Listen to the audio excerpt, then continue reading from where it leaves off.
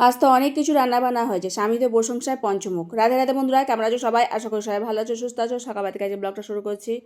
বাজারে গেছিলো, বলছি এই যে ছোট্ট একটা এঁচড় নিয়ে এসছে, তো আজকে এটাই রান্না বান্না হবে। এঁচড় আবার রেখে দিলে ফ্রিজের মধ্যে শুকিয়ে যায়, সেটা আবার রান্না করতে খুব অসুবিধা হয়।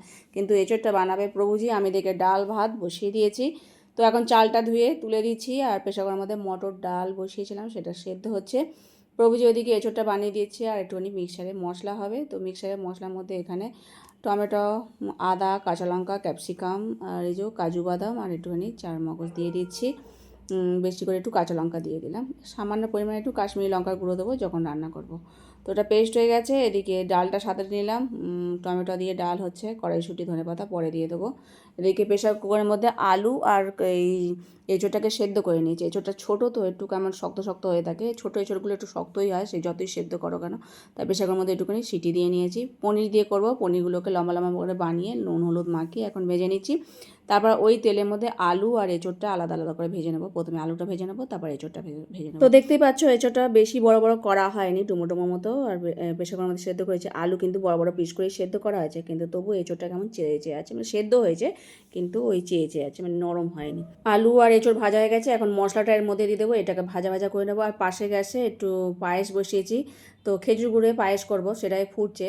গুড়টা পরে দেবো, আর মশলাটা ভাজা ভাজা হয়ে যাওয়ার পর জল ঢেলে দেবো। আবার তারপর এমনি চাটনি বসিয়েছিলাম। আজকে অনেকগুলোই পদ হচ্ছে, চাটনি হবে, আবার পাঁপড় ভাজাও হবে।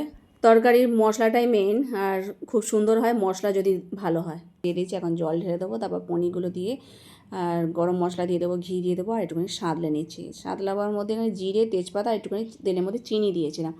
তো সেটাই ভাজা ভাজা হয়ে যাওয়ার পর এই রসের মধ্যে দিয়ে দিলাম। আর বেশি ফোটাবো না, এরমই মাখো মাখো মতো রাখবো। তো দেখো সব রান্না বান্না হয়ে গেছে। চাটনি করেছি বলে আবার একটু পাঁপড়ে ভেজেছি, আর আমের চাটনি করেছিলাম, ডাল করেছি। তো অনেকগুলোই পদ রান্না হয়েছে, ভগবানকে ভোগ নিবেদন করেছিলাম। আমার আবার বেরোবার আছে, তো প্রভু সেবা দিয়েছিল। এখন সকলে মিলে প্রসাদ পাবো, তারপরে দুজনে মিলে বেরিয়ে পড়বো। গোবজয়িতা ঘরেই আছে, তো এখন নিয়ে যাচ্ছে প্রসাদ। তো সকলে মিলে বেড়ে তারপরে প্রসাদ পাওয়ার সময় প্রভুজি বললো খুব সুস্বাদু হয়েছিল। আমার তো আর ডাল লাগবে না, আমার এই সবজি দিয়েই হয়ে যাবে, এত মানে এর কারিটার টেস্ট হয়েছে। আর যাই হোক খুব টেস্টি হয়েছিল। প্রভুজি তো প্রশংসা করছে যে এত ভালো লাগছে, যে মানে মশলাটাও খুব ভালো হয়েছে তরকারি। তো মশলাটাই মেন, তার জন্য তরকারির স্বাদ দ্বিগুণ হয়। খেতে খুব ভালো হয়েছিল। তো দুজনে মিলে প্রসাদ পেয়ে আবার বেরিয়ে পড়ছি। আমি তাড়াতাড়ি চলে আসবো, পৌঁছি আবার পরে আসবে, এটা আবার অনেকক্ষণ পরে চলে এসেছি। তো ঘরে আছে, দরজা খোলো। আমি সংসারের যে কাজকর্মগুলো আছে সেগুলো করে নিচ্ছি, কেননা বাসনপত্র সব ফেলে রেখেই চলে গেছিলাম। সেগুলো গুছিয়ে নিয়ে রান্নাঘর মুছে তারপরে আগে জামা কাপড় চেঞ্জ করিনি, আমি আবার গা হাত পা ধুয়ে নেবো। আর আজকের মতো ভিডিওটা শেষ করছি। সকলে ভালো থেকো, সুস্থ থেকো।